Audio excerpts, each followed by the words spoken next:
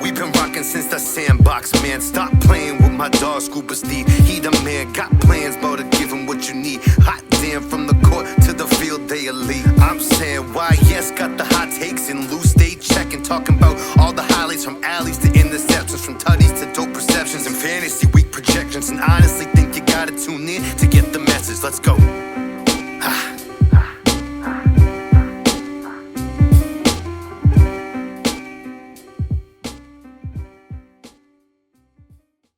Since the Sandbox fans, we are back with another special guest. This one's a little close to home, but he moved away from us a little bit. Everybody, please welcome the CEO of Gerardi Performance, Michael Gerardi. Mike, how you doing today, my brother?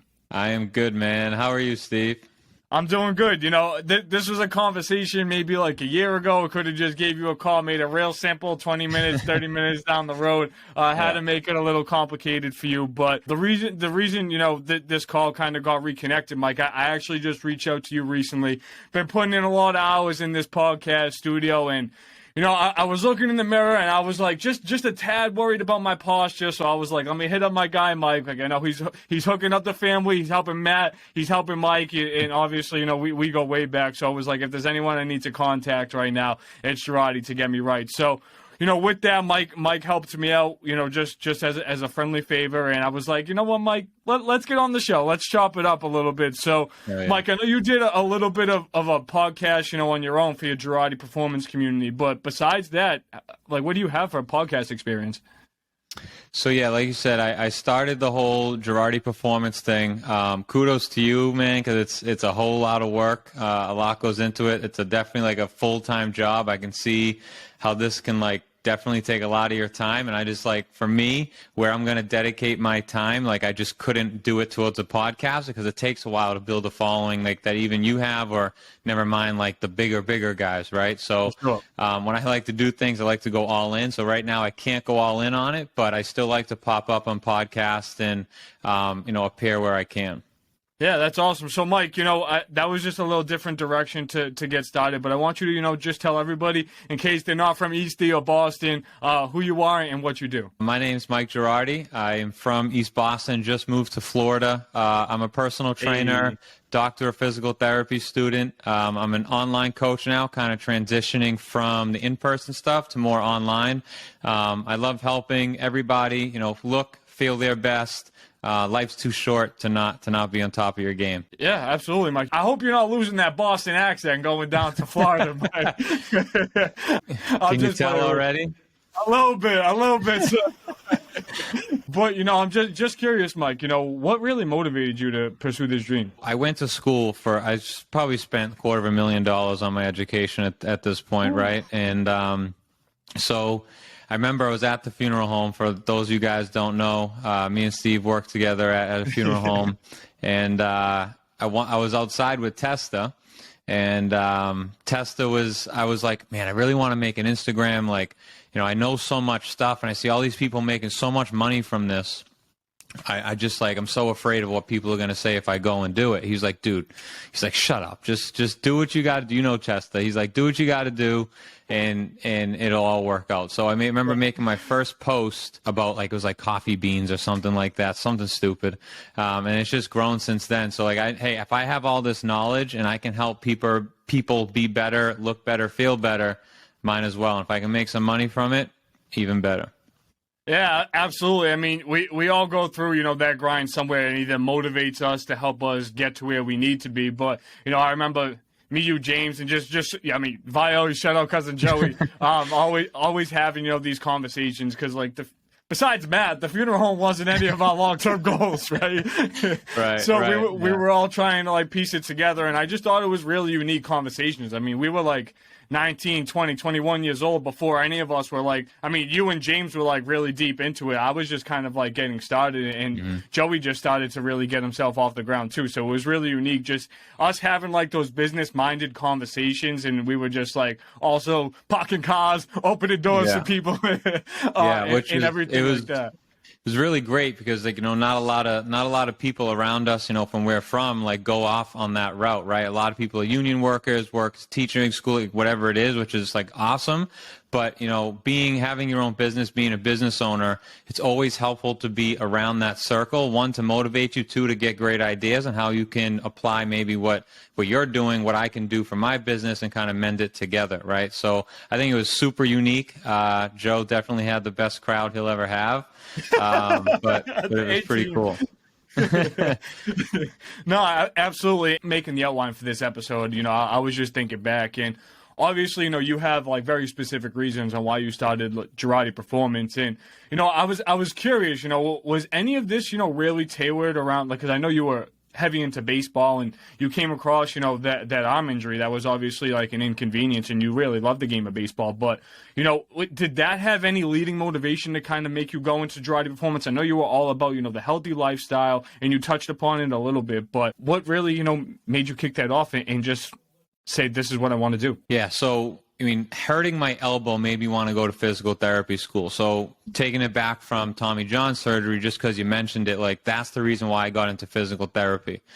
Going through physical therapy school, and there was always in the back of my mind, I was like, this isn't really like what I want to do. It'll definitely help me, but I feel like I have a greater purpose and I can be better elsewhere. So it's funny, I grew as a person where, like, I'm going to go and make money as a physical therapist, as like, I'm going to maybe hire a physical therapist, be more like the businessy kind of mindset. My goal is to retire by 40, man. I can't do that being a physical therapist, right? So, but back to your question, in Gerardi Performance, how I made that, like, you remember, dude, I was like this. Like, me and Matt remember, like, I was like this.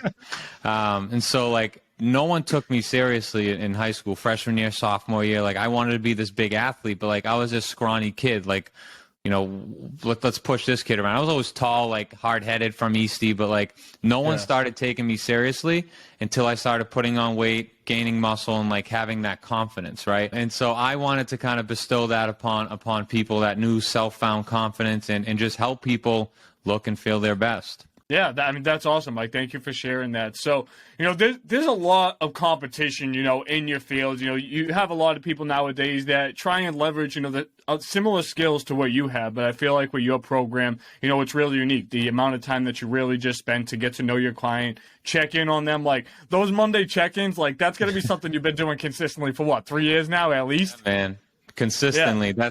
That's it. Consistency is going to be everything about whatever, no matter what you do.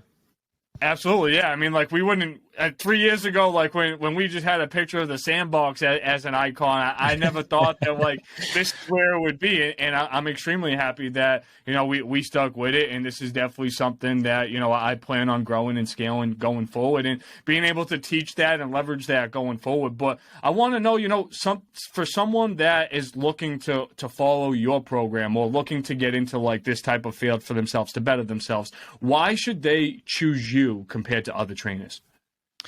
I really think I have, like, where I separate is, one, obviously the knowledge, right? You see all these gurus on Instagram and stuff, like, they didn't go to college for this. They don't have their doctorate degree for this. Like, they didn't do any schooling. They're just like, hey, I have big muscles. Listen to me. I found out that, that doesn't work. Like, what works for you, Steve, isn't going to work for me. It's not going to work for Danielle. It's not going to work for everybody else. And so I've really found to meet the client where they're at. So not only do I want to get you the results because that's what my business runs on, but, like, I get a really good satisfaction of, like, knowing that I just changed your life and you're going to remember me for the rest of your life. Because, like, I just had a client check in today. She hasn't been this strong or physically fit, she said, in 30 years, and this is the lowest weight she's been in 14 years. She's like 40 or 50 something.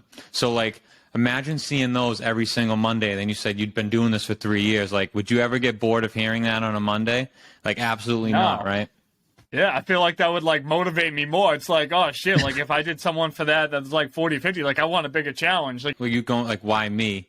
I care about whether you do well or not, right? So, like, I think I set myself apart where, like, it's truthfully coming from a good place where I want you to be the best person that you can be. That's important. If you didn't have that care and you were just so money-driven, obviously, when you're doing those check-ins and you actually care about the results and it's a lot more personal, it's easier for people to relate to you and continue with that program. And they're like, oh shit, like if I'm down 3 pounds in a week, I'm dieting right, or just following the specific plan that Mike created for me. Shit, what do you think is going to happen 10 weeks down the road? And Right. I feel like it's a continuous effect, not only for you, but for your clients. And that's why I think Gerardi Performance has grown and scaled in the way it has. And I can't wait to see where it's gone. I mean, we're going to talk a little bit later on in the episode, but like the elite CEO thing, like Mike, that like kudos to you, man. Like that's incredible being able to do that. And a lot of people don't have the balls to really just jump into it and fully devote their life and say, this is what I want to do. But you were so focused and driven on what you wanted to accomplish and who you wanted to be with it. And it was just like, okay, like you said, staying consistent, being able to learn a little bit more. And I'm sure that there was some bumps in the road, obviously, but that's how you learn and that's how you continue. Right. So Mike, I just want you to brag a little bit, right? This is a moment you get to do your little Conor McGregor strut. All right. How many clients have you successfully impacted over the years? Clients alone, I'm probably up in the mid 1,000s, if not lower thousands. And that's a lot of people, right? But that's not even touching social media or anything like that, right? Not everyone has money to drop thousands on a trainer.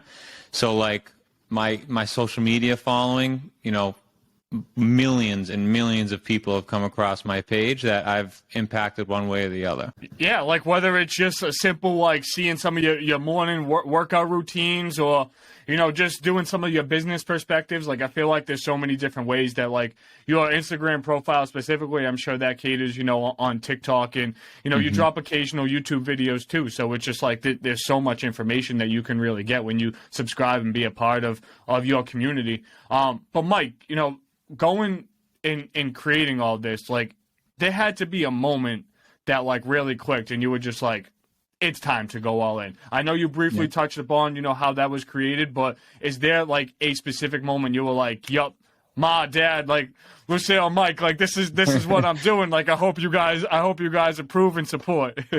Yeah. So honestly, and I hope he's not listening to this, but like when I got the C word and the funeral home shut down, that's when I was like, shit, like I'm not making any more money right now. Yeah. So like I was like, fuck, like how am I going to make money? So like I had to go all in because in my room for 14 days, like my mom was putting food at my door. Like I was in a jail cell. I was opening my door, taking food in my room, eating it, putting the empty plate back out. Like I didn't have Xbox, any of that shit. I didn't do that. So like I just had to think like, how am I going to make money? So I sat in my room for 24 hours, 14 days in a row quarantining. And that's when I really like learned so much in that 14 days. And I really put my best foot forward. Like I took courses, like 3-day courses. I reached out to old clients, new clients. I tried new things. I was giving stuff away for free just to test some stuff out. And so that kind of moment clicked where it's like, okay, it's easy to get stuck in the rut. Like you're making good money at the funeral home at that age, right? Like not a lot of people that age are making that money. So it's easy to. Right. No bills. You're a millionaire. And so you're so tunnel vision. And so I remember I was like shit, this is my time. Like I'm so comfortable, which isn't good. So like, I have to get uncomfortable. So I said to myself, like, I'm not going back, and nothing against them, but like, I'm not going back because I have to do this for me. And that's when I made the transition. Is like, if I don't make money with GP, I'm going to be broke. So it was either one or the other. Yeah, and going all in has definitely worked out, and I mean it changed your life. You're now a Florida boy, right? Yeah, man, I'm a Floridian. Yeah, right. So that, I mean, that's something to be proud of. And I mean, we got the house down in Naples, but that's not something I do 12 months of the year. So, obviously that'd be really nice. That, I mean, the podcast can be done remote, but obviously, I'm up at the high school, I'm over at the base, and those are things that I'm heavily involved in. And, I think it's good to help kind of leverage, the podcast to where I want it to go. Maybe that's, just having conversations with students in a classroom that they could be like, oh, like maybe I want to start a podcast. And maybe if it's not about sports, I could share about, my experience. I could share about life. You could sit there and talk about music, food, like whatever it is. You can literally make a podcast about anything. Right.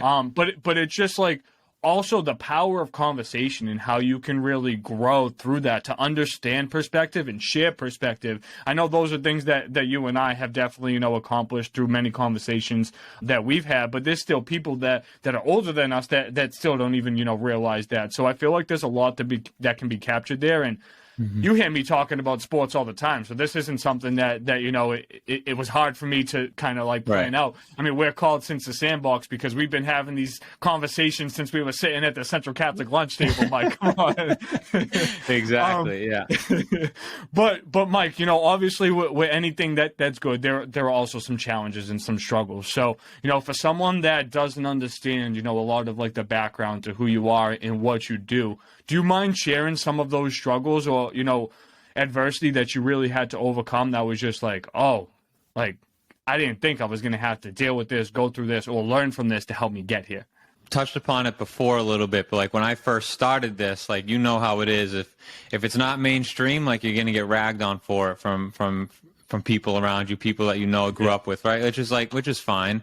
But that was a big tough thing for me, and I hear for a lot of people who want to build a brand online and social media and all that is like, I'm worried about what he or she is going to say about this, make fun of me, whatever it is. Like, that was the hardest part, that I had to just block out the noise for a little bit, and just do what I had to do to ultimately get to where I am today and where I want to go.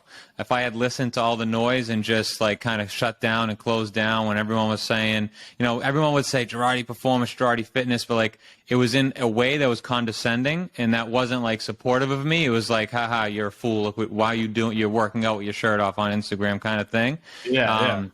And so getting over what people have to think and just doing what you have to do to make yourself happy is the number one thing. And then I think the second thing, going into business, people think that like, I'm going to own my own business, I'm going to be so rich. And that's not the case. Like, you are grinding. If you don't work, money doesn't come on your table, right? You go get a 9-to-5 job, like, that you're going home. If you show up, you're getting paid, you're going with money. Like, I can go a week and make $0, right? And so it's the stress of like, if I stop working or these systems or this business stops working, like, I'm not going to make any money. So, you have to really be committed and don't just go in it for the money. Do it because it's something you love. Like you said, you love talking about sports. You made a career out of it. You're making a career out of it. I love fitness. I love the gym. I love health. Made a career out of it. No, absolutely. And there's a lot of those things, especially where we grew up in a community like East Boston, right? Like, I love East Boston, you love East Boston, you'll pop back and obviously see whoever. Where we grew up, like, definitely kind of had more of that feeling and that kind of animosity, right? It's like, oh, like, you think like you can go and do this? Like, I mean, me and Danielle have had these conversations for years because she's obviously been doing like the makeup, a lot longer than I've been doing the podcast. And then it's like, people are making videos, people making TikToks. Oh, like, just because you sit in the circle and you talk with your friends doesn't mean you should have a sports podcast. And I don't need to share, who said that or whatever. I know these are things that we all talk about. They're all in your head, man. Yeah, exactly. And these are things that we talked about, at the funeral home and whatever. But it's just like, yeah, those 200 to 500, maybe 1,000 people that in East Boston aren't going to be the people that you're always necessarily trying to cater to or structure your business for. You know what I mean? There's 7 billion people in the world. It doesn't even necessarily just have to be Boston, East Boston, whatever. Like, you're doing it down in Florida and you still have your Eastie roots, you have your Eastie ties, your connects. But that doesn't mean that somebody in Cali or New York or whatever can't come across Gerardi Performance. I mean, when you share the content that you do, as much as you do, it's just like, how could somebody not see your videos and be like, oh, like, this could benefit me? You know what I mean? You sent me 3 videos that I could literally sit in this room or stand in this room specifically, and just when I'm editing or capturing a conversation that I can just I can work on. You know what I mean? Yeah. So all those things are extremely important factors. So, Mike, you've started a business, you've been through the ups and downs. For anyone that's looking to kind of go in that avenue, regardless of what it is, what the business will be, if it's going to be successful or not, what's some advice that you could share to somebody to kind of help get that going? I think I jumped the gun on this in the last one, but I'll say it again. So, 1, block out the noise. 2, make sure you love what you're going into, because if you're just in it for the money, you're going to burn out and you're going to end up back at your job. you really have to be passionate and you have to love the journey, right? So for me, it's not about, making X dollars. It's about how many people can I impact? And it's almost become like a game to me, like how high and how big can I build this thing, right? So, a scary thing is if like you're making, just throwing a random number, let's say you're making 10 grand a month and you're comfortable at 10 grand a month, like that's a danger zone. Once you get comfortable as a business owner, you're in the red zone. So you have to keep expanding, going out to masterminds, going to talk to people. Like if you can be the biggest fish in your pond, let's say you can be the biggest fish in Eastie, but like once you go out to all these places, you're this small. And then there's giants, right? So like that's who you have to get around. So if you're just looking to start a business, block out the noise, be in it for something that you love, and you have to love the process. Don't be in it for the money. Absolutely. So Mike, you focus a lot on the mental and the physical for everybody. Obviously you do a lot of the training and the demonstration, but I would say that you have a good awareness of where your clients, stand mentally. So what's some advice for somebody that's looking to get in the best shape of their lives mentally and physically? I think the number one thing for mental health, and like I don't have depression or anything like that, so I can't speak to those people, but like if I don't work out for 3 days, like I feel like shit. If I eat like crap, I feel like crap. And so I think the biggest thing is getting out of that rut and, understanding that nothing's going to happen overnight. So, you may lose 5 pounds in the first week, but like that 5 pound a week mark is not going to keep happening. It's just going to get harder and harder. Consistency is what's going to happen. So I'll have clients like, I only lost 1 pound this week. So like you have to bring them back and be like, well, times that by 52. So if you lose 1 pound for every week throughout the year, you just lost 52 pounds in a year, which is life changing. So like absolutely. Sometimes you have to take a step back and you have to think of the big picture. Like you didn't get to be 400 pounds in just a 90 days, right? So what makes you think you should lose?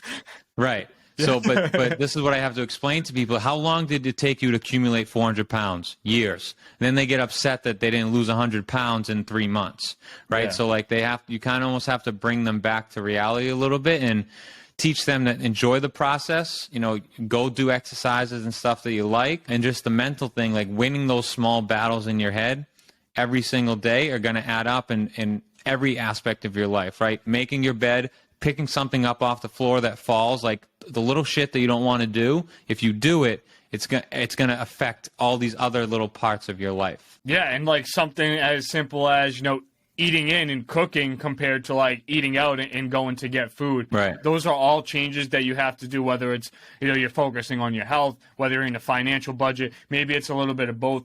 Maybe you're strapped with time. I know that's, a big thing for people when it comes to like working out, that they always say, oh, I might not have this time, this and that, or whatever. Everyone has time for what they want to prioritize. I hate that excuse. Like, I don't have time to work out. I'm like, dude, if I were to give you $1 million to go in the gym every day for the next 2 weeks, bet your ass you're going into the gym for the next two weeks every single day. So It's a matter of priorities, right? So it's unfortunate that, people who are that heavy, have diabetes, whatever, like they just think, I'll make it another day. And they're not worried about the health, effects that may happen until it's too late. And so I think, if you're listening to this or, whatever, making things a priority that are supposed to be important to your life could save your life. So just a little tidbit. It's not you don't have time, it's that you haven't made it a priority. And Mike, making, that adjustment to, what you mentioned with the 1 pound over like the 52 weeks. Like I always talk about this and this came up in recent conversations. The journey of what you're trying to accomplish is the destination. So if you want to be that 250 pounds from 315, that journey is going to help you get to your destination. All that struggle, the grit, the hard work, all of that is just going to be, part of making it so rewarding, right? Feel like, whether you tailor that to health and fitness, whether you tailor that to a business or, just someone that you want to be, I feel like that's something that's, extremely important. And right. Mike, like, dude, take yourself, like, if you were to snap your fingers, right, and say, all right, Steve, you started this 3-4 years ago, however long it's been, You can be in this exact position today, just I'll just snap my fingers. I bet you would say no because you've grown as a person, as a business owner, as a friend, as a family member, throughout everything you've had to endure to get to where you are today for the last 3 to 4 years. Versus if you just want to take the easy way out, like you don't go through any of that. Yeah. No, absolutely. And Mike's like, it all comes with like sacrifices, right? And you talked about like priorities too. Like you know, like I'm about to be 27 in September. I probably haven't drank since like my 21st, my 22nd birthday. So those were all things that I was thinking at that time. I just turned 21. Oh, let's go to a bar. Let's go to a club. Like, let's hit the casino. I was already kind of thinking like, I'm not saying that those aren't things that I still can't do in my life. Like, people could do that and enjoy it. People could live a healthy lifestyle and still do all of that stuff. Like, it like you said, it all depends on who you are. But for me personally, I just found that more as like a distraction. Like, you go to a bar or a club, like, I have a girlfriend, like I'm spending $100 easily, you know what I mean? Like, and obviously you pay some repercussions on the next day. Like, you wake up, you feel like shit. Like, I work 6-7 days a week, especially when I have 2 full-time jobs at the school and the base, and I have to find a way for the podcast to work in between. I can't lose that 4 or 5 hours in the morning to be hungover or feel like shit on a Saturday or a Sunday to still help get to where I want to be in a timely manner. So those are a lot of things that people will say, like, oh, like, what do you mean you ain't drinking? What do you mean you ain't coming out? And they're just like, like, look, like, I don't want to sit here and, like, try and get you to understand it because you either do or, like, you don't, you know? Right. Yeah. I mean, so, I like, and you said, like, you go out, you spend $100, you lose out on $100, but like you said, it's not all you're losing out on. Like, you're losing out on 4 to 5 hours a day that could have made you another however many dollars, right? So when you think of it in that sense, and I tell this to my clients all the time, it's like, it's not the calories in the drink, it's how you feel after, right? You wake up the next day, you're dehydrated, there's no shot in hell you're working out, you want all the greasy food that you can get because that's what's going to make you feel better, and you're sitting in bed all day, so you're not burning any calories even from standing up. So like, it's not just the drinking part of it, it's everything else that comes after it. When you're 17, 16, like, yeah, go have 7,000 Four Locos. You can go up and do the same thing the next day, but, like, not anymore, you know? Yeah, Mike, you did that a couple times at the feast. Couple 2-3 times. Couple 2-3 times. Oh, God, that's funny. No, but absolutely. And when you break that down to, like, the course of a week, right? Like, let's say you go out on a Friday night. If you feel like that on a Saturday, it's going to make you probably a little bit more motivated, like, oh, like, I felt like shit all day Saturday. Like, people say, oh, like, you just have to rebound and, like, drink more to, like, help you feel better. It's like, all right, now you're losing the course of, like, 3 to 4 days throughout the course of a week. So now it's like, okay, maybe you're committing yourself 40% of the week. But still, like, all that time is probably going to take you at least another week and a half to help you get back into that healthy lifestyle, healthy routine. Yeah. Mike, you talked about, you know, we talked about the CEO thing a little bit. I want you to, you know, reflect and share on the Elite CEO little plaque that you got. You know, that was really cool being able to see you get that. And I hope we get a lot more big plaques and a lot more shiny objects coming your way going forward. It's a mastermind. I joined that mastermind, and I was really struggling. I was making X amount of dollars per month, and that's like hold that complacency thing where it's like, okay, if I'm going to move on from here, I was consistently making this much money. I was like, you know, I have to move. I have to get better, right? So who better to do it than some guy who's making multi-million-dollar per month kind of, you know, thing, doing exactly what I'm doing, coaching people. So I joined this mastermind, and, you know, running a business is different than working in your business, and I understood that. So let me rephrase. Working on your business and working in your business are 2 different things. If you work in your business, you just made yourself another job, but you're your own boss. If you work on your business, your money makes, like, you can go anywhere you want, Aruba, Florida, wherever, go to sleep, you're still making money in your sleep because you've worked on your business to make you money when you're not doing anything. So I joined that mastermind to really build the systems, as we call it, so that way I don't have to do as much work to produce X amount of dollars. I can kind of build the systems and have the foundation to do that alone, and you know, be better as a business owner. So that mastermind was great for me. I definitely learned a lot, and I'm looking forward to the ones I join down in the future. What is that, like, really meant to you, Mike? Because, I mean, like, that's not a recognition that you see, you know, a lot of people get, or that's just, like, something that walked upon. Yeah, so I don't know if anyone saw the picture, but they give you a plaque, 50K in 30 days. So if you make 50 grand in 30 days, like here's your plaque as like a nice job. And I remember in 2021, like right a year from when I had COVID on, like that first year, so let's say from March or April to the next March or April in 2021, I made like 8K total for the entire year with Gerardi Performance. And so I remember like I was sitting in my bed at the time and I was like, if I could just make 50K a month, like I swear I'll never ask for another dollar, God. Like I promise. And like that was so far in the stars to me. Like I thought I was going to be, okay, if I can hit 50K a month by the time I'm 35, like that'd be awesome. And so to hit that number 2 years, a year and a half later was like so surreal to me. It's really just a testament as to if you set your mind to something and become obsessed with that something, the only way you lose is if you stop. There's no way to fail unless you quit. And I just like don't have that in my DNA. I'm not a quitter. Like I'm going to get what I want and I'm going to work for it. And the proof's in the pudding. Yeah, proof's in the pudding. I love that. Mike, you ain't eating no pudding these days. Greek yogurt. Yeah, there you go. With some granola and some fruit, right? You're probably going to have a bowl right after this. But Mike, you know, you reflected on the CEO and, you know, kudos to you once again, you know, for all that. That's tremendous. Love to see, you know, anybody that I know succeed. So very happy for you doing well. And, you know, the fact that you can carry that all the way down to Miami is definitely, you know, going to be a huge part of the journey. So, you know, I just really want you to reflect on that jump coming from Boston and a community that you grew up in will always be a part of you. And now going to Miami, you know, this can be, you know, more of a lifestyle thing that you're impacted with. This can be more catered to your business. It could be great for both. Just really want you to give, you know, the deep dive on why you did that. I know the weather, and it's obviously a lot easier to make content for you know, working out and fitness and everything like that when it's 80 degrees every single day all year round. So feel free to enlighten us. I mean, I've wanted to move now for like 4 years, probably since my senior year of undergrad. But I was so dead set on becoming a physical therapist and making it through grad school. A little bit of that was ego, but I wanted to do that, so I put it off. One thing led to another. I didn't end up finishing school, and I was like, you know, I'm moving down here.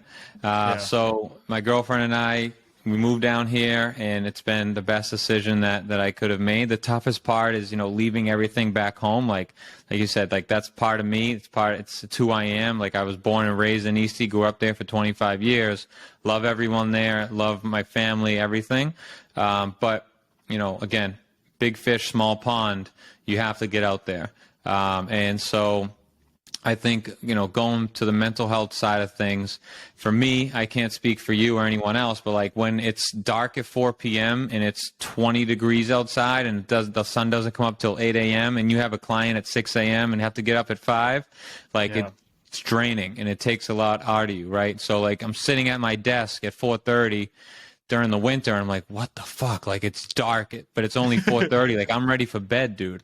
So I was like, you know what? I got to come down here. Every time I'd come down here, I'd be in the sun. I'd go home with so much energy, so much motivation.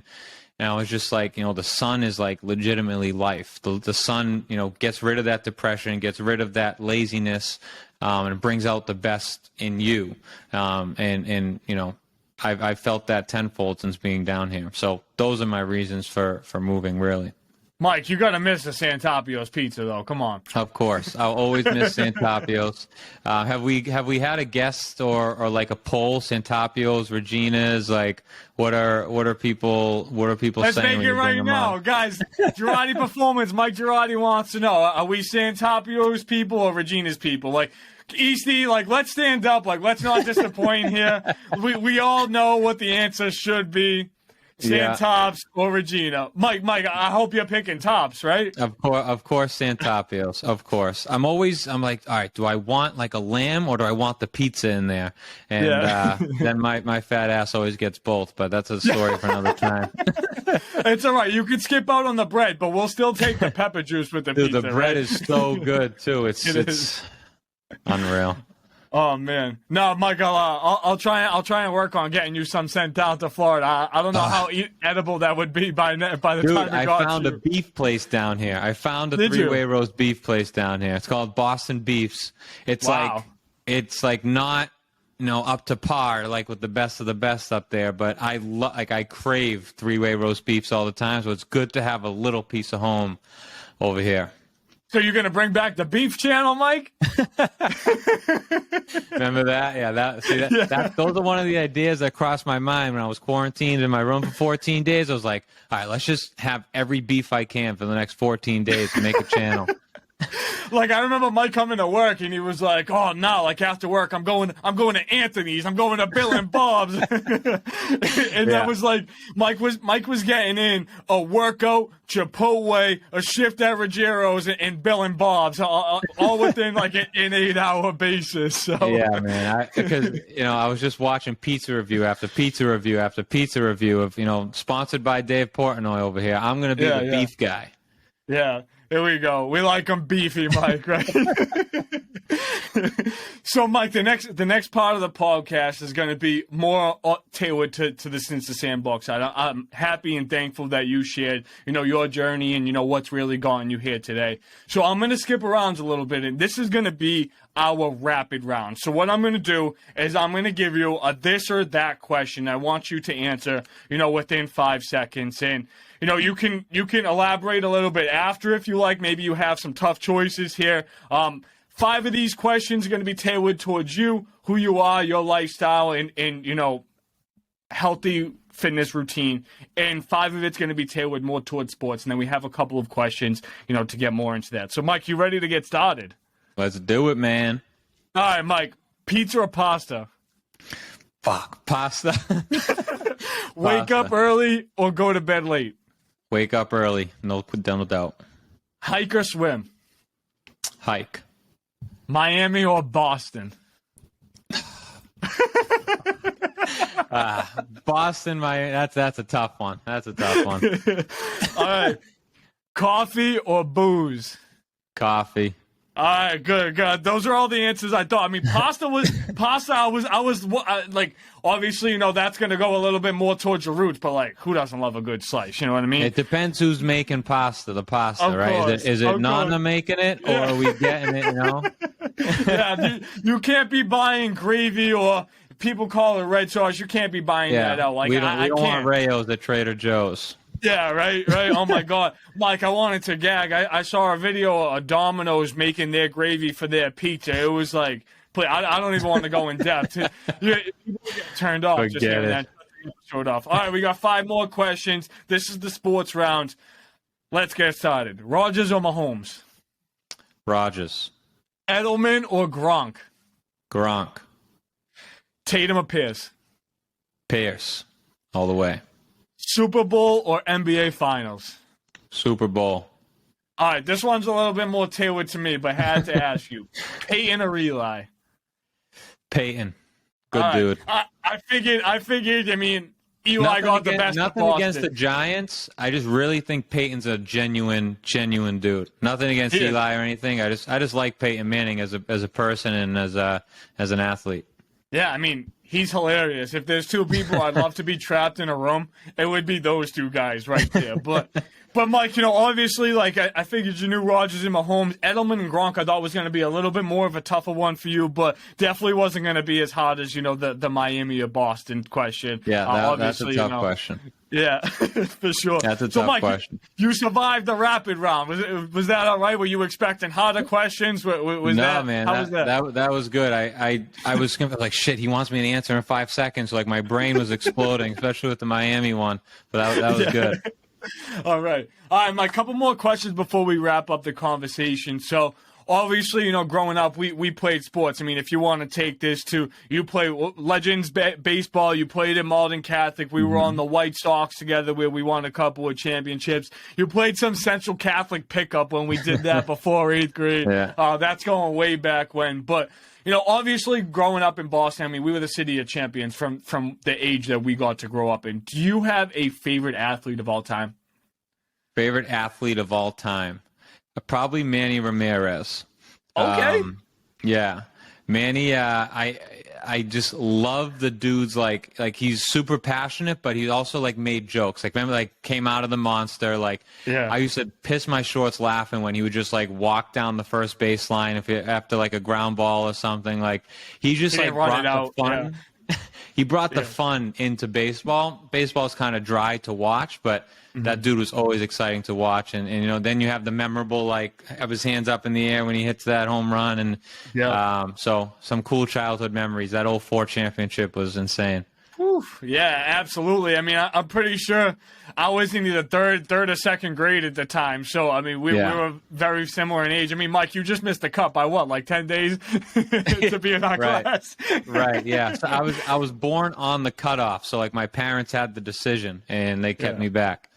That's right. That's right. Yeah. Oh, that's wicked funny. But even with Manny Ramirez, I mean, I remember this dude like fielding a ball like right at the wall. He did like the one step up, gave the fan a high five real quick, like that shit that you never see people see. Like right, like he just had fun with it, man, and that's what it's all about. You gotta enjoy life. Absolutely. So Mike, the next question, you know, this can be tailored to you, something you witnessed, something you experienced. Maybe it was a parade that you went to, because we know that there were a lot of those, and you had a good time with those parades. But I want you to share, you know, either your greatest sports memory, whether that's professional or your own experience. Greatest sports memory. First one that comes to mind, and I hope he's listening to this. He'll probably get a laugh. I remember I was on, what was it? It was the Cubs. I was the Cubs in Little League. What, your 26 home run year or 32, whatever it was? Close. James Farina let me use his blue Worth bat. I've never seen it before, but like I was tall, and so I was like, shit, I need a 32-inch bat. And it's like James is like being a good dude. He is like, hey man, take. I barely spoke to this kid first or second game. So I got up to the plate, and then remember Jason. He pitched on Phil's team, the Cleveland Indians. He had his last name, but dude Jason, he like threw smoke. So I was 10 years old, second year in the major league, I think, or might have been the first. And I used his bat, and then I hit a home run that just went over the fence at Festa Field, and that was like the best. Huh? One of many. One of many, yeah. That was like the best moment of my, sports career still to this day, just because I remember, like, 10 years old hitting your first home run, like, you're the shit, right? Yeah. And then I'm going around first, second, see my dad, like, going crazy for me, and it's a memory that I'll remember forever, for sure. That's awesome. And yeah, I mean, like, I don't know if you had more. Shout out to Alex. I know Alex Maxuti's always watching the podcast. Like, I'm pretty sure our last year, our 12-year-old year in major leagues might have been your 11-year-old year or something like that. You guys were going shot for shot. It was like, dude, like, what bat were they using? what was Maurice and Lucille feeding you guys at home? Like, what was going on? Yeah, I remember Alex was the competitor. I remember that. He was hitting dingers. He was using some orange bat. I forget what it was, but the DeMarini, I think. I was like, you're corking that bat. You're gassing that bat. Oh, shit. That's way too good. It's always fun to reflect back. Kev's sitting in the living room right now. He shared the if you just got missed a year or you were part of that team. I know Jerry and Ray were on it. Nah, man, like that. I remember that. Like the year that you guys went to Quincy.